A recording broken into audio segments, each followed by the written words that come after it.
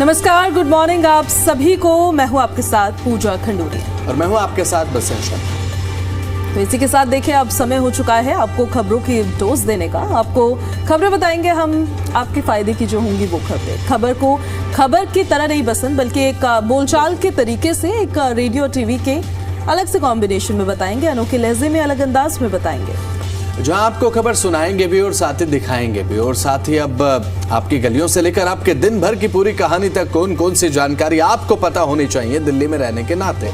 पल पल के हलचल के साथ यहाँ खबर सीधे होगी आपके मतलब से जुड़ी हुई। तो चलिए इसी के साथ लेट्स स्टार्ट दिल्ली वाला रेडियो टीवी।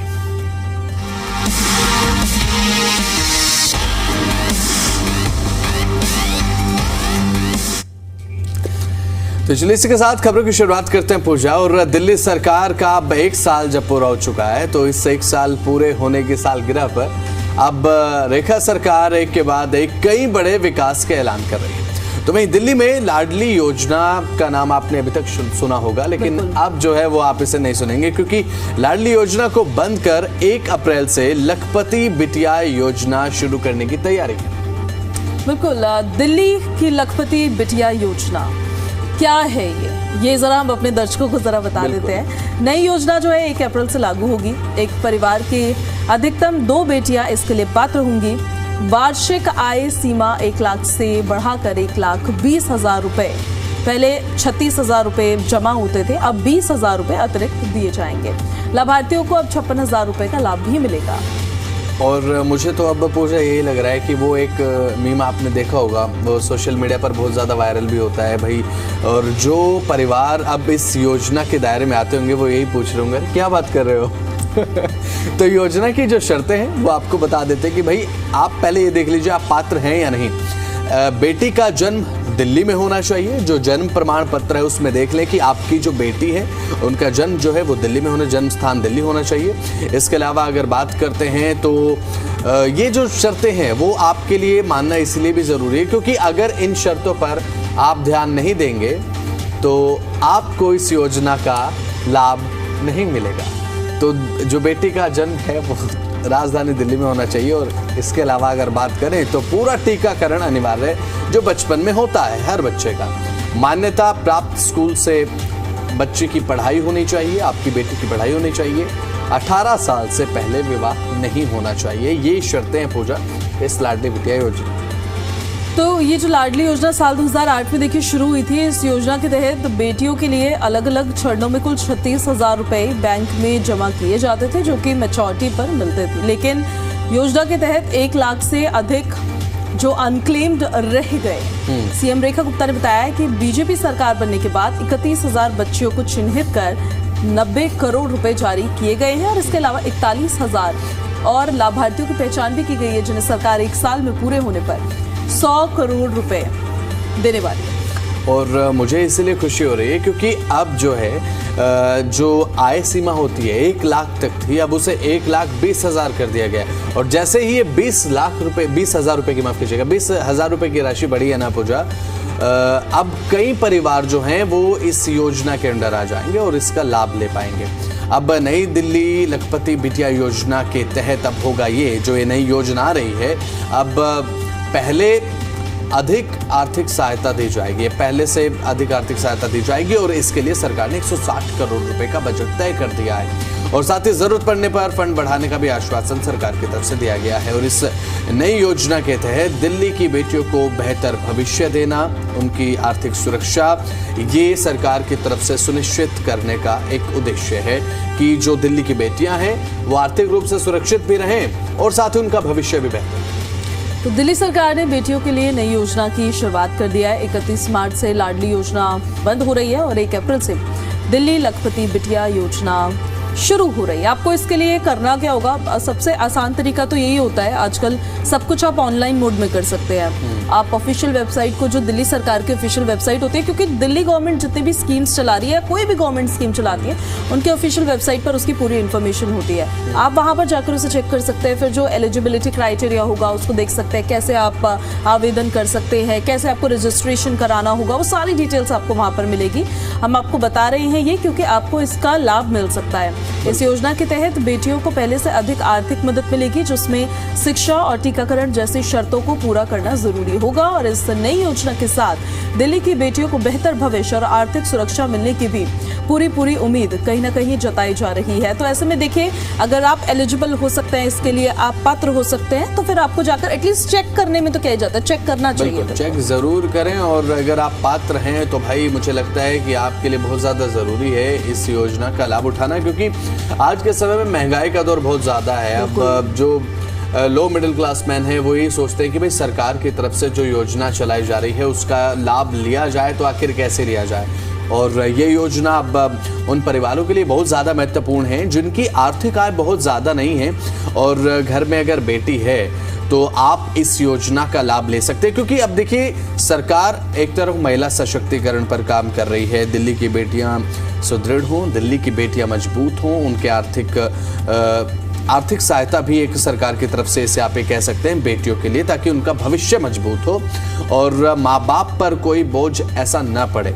हालांकि बात अगर हम जब बेटियों के करते हैं, महिला सशक्तिकरण, आज के समय में महिलाओं की भागीदारी तो हर सेक्टर में हम देख रहे हैं, हर सेक्टर में यहाँ पर पुरुषों के मुकाबले महिला आगे निकलते जा रही है। और अब सरकार ये चाहती है कि आने वाली जो जनरेशन है, जो बच्चियाँ हैं, यहाँ पर जो गरीब परिवारों के बच्चे हैं, उन्हें अच्छे तरीके से लाभ मिले। कोई ऐसा परिवार न रह जाए, गरीब परिवार, जो ये कह पाए कि हमारी बेटी को पैसे के चलते चांस नहीं मिला।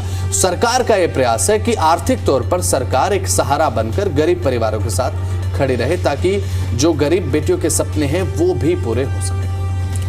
तो चलिए, 1 अप्रैल से नई योजना लागू हो जाएगी, शुरू हो जाएगी, और आप भी बिल्कुल इस पर नजर बना के रखिएगा। हम भी अपडेट्स लगातार अपने दर्शकों को देते रहेंगे। आगे बढ़ते हैं अब हम, और एक और खबर बताते हैं आपको। भारत और नामीबिया के बीच गुरुवार को 12 फरवरी 2026 को T20 वर्ल्ड कप 2026 का मुकाबला खेला जाएगा, जो दिल्ली के अरुण जेटली स्टेडियम में होने वाला है। इसी के मद्देनजर दिल्ली मेट्रो रेल कॉरपोरेशन यानी कि DMRC ने T20 मैच देखने आए दर्शकों के आने जाने को आसान बनाने के लिए सभी मेट्रो लाइंस पर अपनी आखिरी ट्रेन की टाइमिंग बढ़ाने की घोषणा की है। और ये बहुत ज़्यादा इम्पोर्टेंट है। अब आप ये सोच रहे होंगे कि मैच को लेकर अपडेट, लेकिन मैच से ज़्यादा इम्पोर्टेंट ये है कि आपके आने जाने में आपको बहुत ज़्यादा दिक्कत अब नहीं होगी।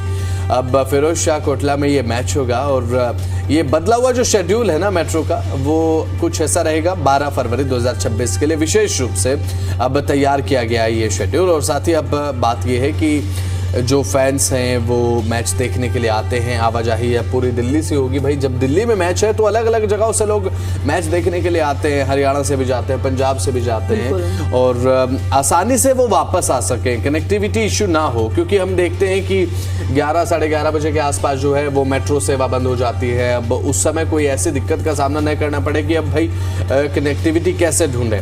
90 मिनट तक का समय भाई DMRC ने बढ़ा दिया है। दिल्ली मेट्रो रेल कॉर्पोरेशन ने सीधे तौर पर नोटिफिकेशन जारी कर दिया, और इस नोटिफिकेशन के मुताबिक कुछ रूट पर आखिरी ट्रेन की जो टाइमिंग है वो 90 मिनट तक आगे बढ़ा दी गई है। और इससे होगा ये कि जो खास टर्मिनल स्टेशंस हैं उनसे ज़्यादा सर्विस मिल पाएगी। और मेट्रो की टाइमिंग में जो बदलाव है, इसका मकसद है कि राजधानी के बीचों बीच बने हुए स्टेडियम में आने वाली एक बड़ी भीड़ को नियंत्रित किया जा सके, क्योंकि ये T20 इंटरनेशनल मैच है, और इंटरनेशनल मैच तो है ही है, साथ ही साथ वर्ल्ड कप का मैच है, इसलिए यहाँ पर दर्शकों की भीड़ बढ़ेगी। तो देखिए, जो आखिरी ट्रेन की नई टाइमिंग है, वो नई टाइमिंग अलग अलग लाइंस पर अलग अलग रहने वाली है। जैसे हम पहले रेड लाइन के बारे में आपको इन्फॉर्मेशन दे देते हैं, जिसे लाइन 1 कहा जा रहा है। शहीद स्थल नया बस अड्डा से रठाला की तरफ जो ये रेड लाइन की मेट्रो जाती है, अब रात 11 बजे से बढ़ाकर इसकी टाइमिंग जो है रात 12:10 कर दी गई है, और रात 12:15 कर दी गई है। मतलब 12:10 12:15 तक की ये टाइमिंग की गई है।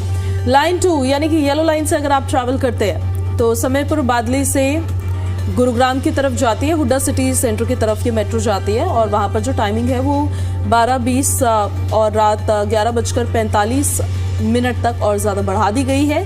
जो लाइन 3 है यानी कि जो ब्लू लाइन है 3 और 4 नोएडा सिटी सेंटर और वैशाली रूट वाली, वहाँ पर 11 बजे से आधी रात तक यानी कि 12 बजे तक इस टाइमिंग को बढ़ाया गया। पहले 11 बजे तक चल रही थी, अब 12 बजे तक चलेगी।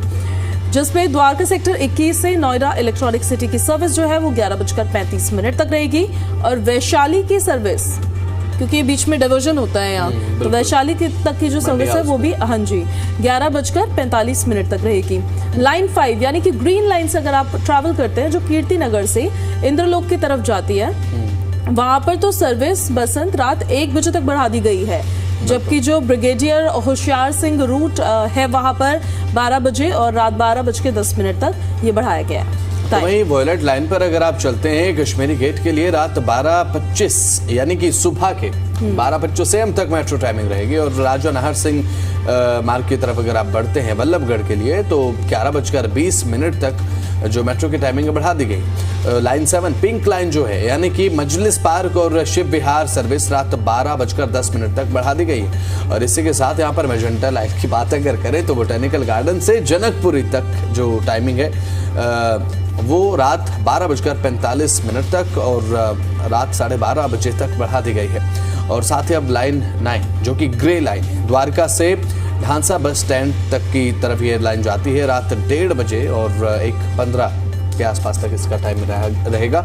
दोनों तरफ की हम बात कर रहे हैं क्योंकि एक मेट्रो जो रूट होता है उस पर 2 मेट्रो चलती है, तो अलग अलग मेट्रो 2, तो इसीलिए टाइमिंग्स भी हर मेट्रो स्टेशन पर हर मेट्रो लाइन पर अगर बात करें तो 2 टाइमिंग्स दी गई हैं। जैसा कि हमने आपको बताया तो मुकाबला तो रोमांचक रहेगा, लेकिन अब इस रोमांचक मुकाबले में आपका कोई फीका एक्सपीरियंस ना रह जाए आते जाते समय, तो इस बात का यहाँ पर DMR से ध्यान रखें। तो ये T20 का जो मुकाबला है फैंस के लिए 90 मिनट लेट तक अब मेट्रो और चलने वाली है। अरुण जेटली स्टेडियम में मैच होना है और दिल्ली मेट्रो इसको लेकर अलर्ट मोड पर है, क्योंकि दिल्ली में मेजॉरिटी ऑफ लोग मेट्रो से ट्रैवल करते हैं पसंद। इतना जितना ट्रैफिक दिल्ली में होता है तो एक मेट्रो के अलावा और कुछ सहारा बच नहीं जाता है। फिर गेम खत्म, लेकिन सफर आसान होना चाहिए। DMRC ने आखिरी ट्रेन की जो टाइमिंग है वो बढ़ा दी, उसको लेकर हम इन्फॉर्मेशन आपको दे रहे थे। और ये तो यहाँ पर DMRC ने ट्रेन की टाइमिंग बढ़ाई है। आपको पता है कुछ और भी होने वाला है दिल्ली में, एक मैच होने वाला है कल जिसे लेकर टाइमिंग बढ़ाई गई है। उसको लेकर टाइमिंग बढ़ाई गई है, लेकिन 2 दिन तक दिल्ली में पानी की किल्लत भी होने वाली है।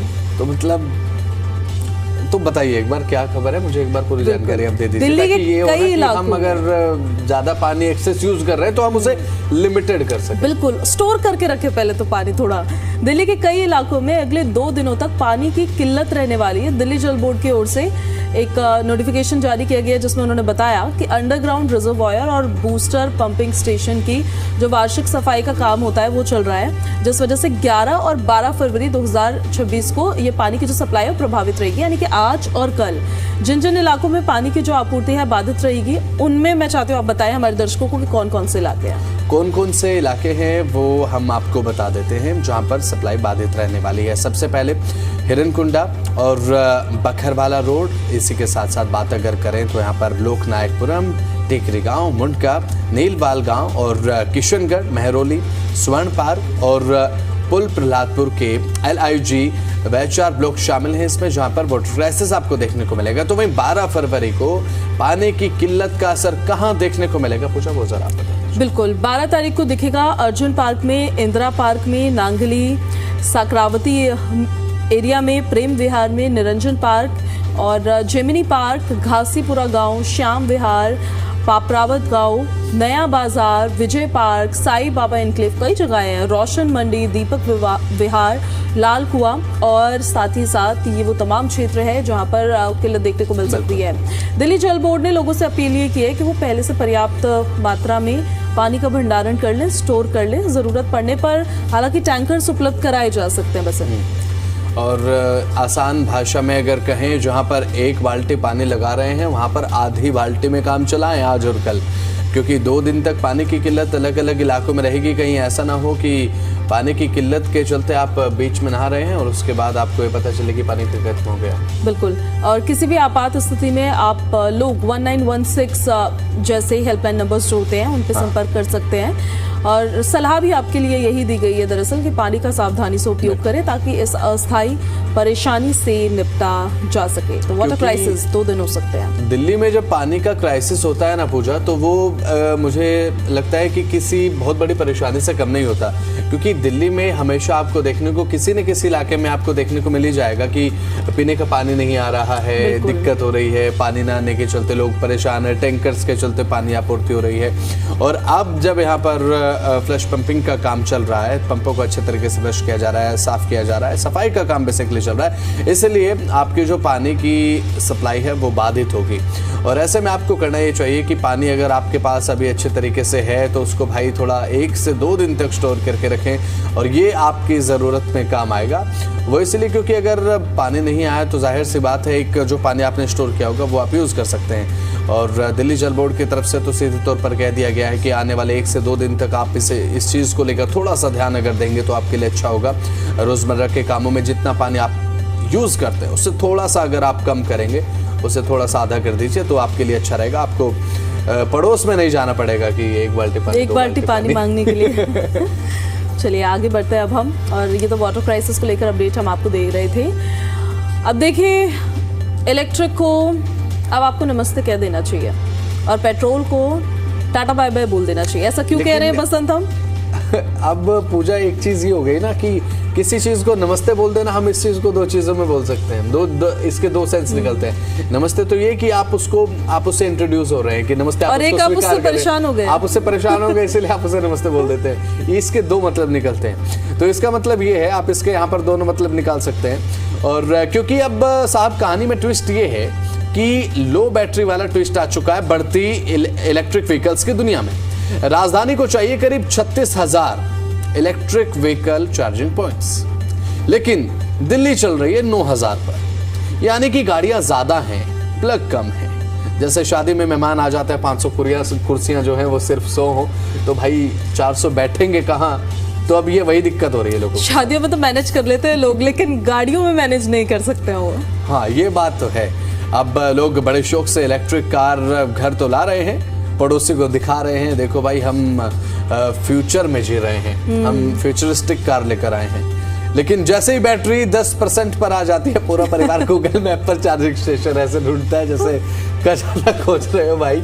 और ये आज की सच्चाई है दिल्ली की। बिल्कुल। और सरकार कह रही है इलेक्ट्रिक व्हीकल अपनाइए, प्रदूषण घटाइए। जनता कह रही है पहले चार्जिंग पॉइंट आप बढ़ाइए, वरना हाल ये होगा कि गाड़ी चलेगी बिल्कुल साइलेंट और मालिक चलाएगा वॉलेंट।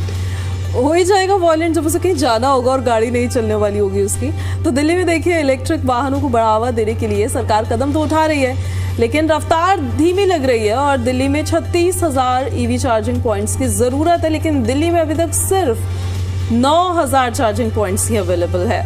यानी कि ये रास्ता बहुत लंबा है, दिल्ली दूर है अभी ऐसा लगता है। हाँ बिल्कुल। अब ईवी की जो रफ्तार है वो तेज है, चार्जिंग नेटवर्क अभी फिलहाल स्लो है। अब सरकार को इस तरफ काम करना चाहिए, क्योंकि देखिए एक बात तो सीरियस नोट पर ये कहनी होगी, क्योंकि सरकार लगातार ये प्रयास कर रही है, इलेक्ट्रिक व्हीकल पर सब्सिडी दे रही है दर्शकों, जो भी आप हमारे दर्शक देख रहे हैं। अब इलेक्ट्रिक व्हीकल पर सब्सिडी सरकार दे रही है, लेकिन उस सब्सिडी का फायदा जब ही होगा जब लोग इसे खरीद भी रहे हैं। ऐसा नहीं है कि लोग खरीद नहीं रहे। जब आप चार्जिंग सुविधा बेहतर करेंगे, हर पेट्रोल पंप पर, हर फ्यूल स्टेशन पर अगर आप इसे कर दें कि भाई चार्जिंग की सुविधा अगर इलेक्ट्रिक व्हीकल को मिल जाती है, तो आप ये बहुत बड़ा चेंजमेंट ये देखेंगे कि दिल्ली का ट्रैफिक जो है अब इलेक्ट्रिक व्हीकल पर शिफ्ट हो रहा है। तो अब ऐसे में ज़रूरत ये है कि अब इन चार्जिंग स्टेशंस को बढ़ाया जाए। और लगातार अब जिस तरीके से इलेक्ट्रिक वाहनों की संख्या बढ़ रही है, तो ये बहुत ज़्यादा ज़रूरी भी है कि चार्जिंग स्टेशंस को बढ़ाया जाए, वरना होगा ये कि जो एक रुझान लोगों का इलेक्ट्रिक व्हीकल के प्रति है वो घटने लगेगा। क्योंकि कहीं ना कहीं एक मन में बात आ जाती है कि भाई इलेक्ट्रिक व्हीकल तो हमने ले लिया है, लेकिन चार्जिंग करते समय जैसे कि हमने आपको बताया कि पूरा परिवार अब खजाने की तरह गूगल मैप पर यही ढूंढता है कि चार्जिंग स्टेशन आखिर है तो कहाँ है भाई। तो इसीलिए सरकार को इस तरफ बहुत ध्यान देना चाहिए। और एक और यह मेरे बात आ रही है मन में यार पूजा, वो ये कि धक्का लगता है कि इलेक्ट्रिक व्हीकल में।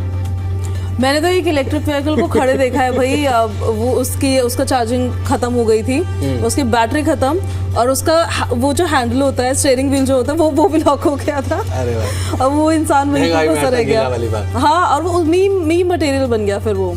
तो देखिए ज़रूरत ज़्यादा है फिलहाल, जरूरत ज्यादा अभी है, उतने अवेलेबल नहीं है। अवेलेबिलिटी बहुत कम है चार्जिंग स्टेशंस की। तो सरकार को चाहिए ये कि अब इलेक्ट्रिक व्हीकल को तो आप बढ़ावा दे रहे हैं, सब्सिडी भी आप दे रहे हैं, बहुत अच्छी बात है, लेकिन उससे भी अच्छी बात ये होगी कि अगर आप हर फ्यूल स्टेशन पर कोशिश ये करें कि चार्जिंग स्टेशन ज़्यादा से ज़्यादा उपलब्ध हों और सरकार तक हमारी बात पहुंचे, हम यही चाहते हैं। और जो लोग इलेक्ट्रिक वाहन ले रहे हैं उन्हें कोई दिक्कत ना हो। और आप भी हमारे साथ जुड़ सकते हैं भाई साहब इस दिल्ली वाले रेडियो टीवी में, क्योंकि आप अपना टॉपिक हमें बता सकते हैं, अपनी जो दिक्कतें हैं वो हम बता सकते हैं, जो मुद्दा आपका है हम उसे अपने इस कार्यक्रम में उठाने का काम करेंगे। तो आप हमें सोशल मीडिया के माध्यम से हमसे जुड़ सकते हैं, बात अगर करें एक्स के माध्यम से आप हमारे साथ जुड़ सकते हैं, #दिल्ली वाला रेडियो टीवी, और हमारा जो सोशल मीडिया प्लेटफॉर्म है उस पर आप हमसे जुड़ सकते हैं। इंस्टाग्राम पर खंडूरी पूजा, और बताइए। और बसंत के ट्विटर हैंडल से भी आप कनेक्ट हो सकते हैं। साथ ही साथ जी दिल्ली NCR हरियाणा हर प्लेटफॉर्म पर मौजूद है, वेदर वो यूट्यूब हो, ट्विटर हो, इंस्टाग्राम हो, फेसबुक हो, आप उसके ज़रिए कनेक्ट हो सकते हैं। करना आपको क्या होगा, आपको रील्स पर सिर्फ जाकर कमेंट करना होगा #दिल्ली वाला रेडियो टीवी, और वहाँ पर आपका जो भी विषय है उसको वहाँ मेंशन करना होगा रील्स के ज़रिए, क्योंकि ज़्यादा जल्दी बसंत हम तक आप इनकी बात पहुँच सकती है। तो चलिए इसी के साथ आगे बढ़ते हैं। हम ये तो हमने आपको बताया कि आप हमारे साथ कैसे जुड़ सकते हैं। बात अब सोने चांदी के भाव के बारे में कर लेते हैं, क्योंकि पिछले कुछ समय से पूजा जिस तरीके से सोने और चांदी के दाम बढ़ रहे हैं, घट रहे हैं, अपने आप में आकर्षण का केंद्र बना हुआ है। पूजा, सोने के जो दाम है, 24 कैरेट सोने का दाम प्रति 10 ग्राम दिल्ली में आज हम बता देते कितना, 1,58,930 रुपए। और जो चांदी का भाव है कल से तो कम हो गया, कल तो 3 लाख पार था बसंत, आज 2,64,500 रुपए पे आ गया। ये गिरावट देखकर अच्छा लगा। ये गिरावट ये बिल्कुल आपने सही कहा, ये गिरावट देखकर अच्छा लगा। और अभी दर्शकों को भा रहे हैं ये दाम, क्योंकि अब घट रहे हैं, लेकिन आने वाले समय के लिए हो सकता है थोड़ा सा इंतजार आप कीजिए कि अगर आप खरीदने का प्लान कर रहे हैं। तो चलिए आप इसी के साथ पेट्रोल डीजल के दाम आपको बता देते हैं, क्योंकि इलेक्ट्रिक व्हीकल का तो हमने आपको बता दिया कि चार्जिंग स्टेशन बहुत कम है, लेकिन पेट्रोल स्टेशन भरपूर है। आज दिल्ली में पेट्रोल के दाम है 94 रुपये 77 पैसे प्रति लीटर के हिसाब से भाई, और डीजल के लिए आपको चुकाने होंगे 87 रुपये 67 पैसे प्रति लीटर। CNG के लिए आपको देने होंगे प्रति किलोग्राम के हिसाब से 77 रुपये 9 पैसे। और नोएडा में पेट्रोल की कीमत है आज 95.05 पर लीटर, डीजल की कीमत है 88.19 पर लीटर, और CNG के दाम है 85.70 पर किलोग्राम। तो गुरुग्राम में भी बता देते हैं आपको फटाफट, गुरुग्राम में पेट्रोल मिलेगा 95.26 पर लीटर के हिसाब से, डीजल की कीमत लगभग 87.79 पर लीटर, और CNG की कीमत 82.12 पर किलोग्राम है। तो तमाम जानकारी हमने आपको दी जो आपको पता होने चाहिए। और दिल्ली में अगर आप रहते हैं तो दिल्ली में रहने के नाते आपको हमारे कार्यक्रम रोजाना देखना भी चाहिए, क्योंकि हर एक दिन की अपडेट आज बहुत जरूरी है रोजाना देखना। हाँ, ये बहुत जरूरी है, क्योंकि दिल्ली में रहने के नाते आपको अगर दिल्ली की अपडेट नहीं पता होंगी तो आप किसी भी डिस्कशन में आप कॉन्फिडेंस के साथ कुछ कह नहीं पाएंगे। तो चलिए फिलहाल आज के लिए इस कार्यक्रम में इतना ही। नमस्कार।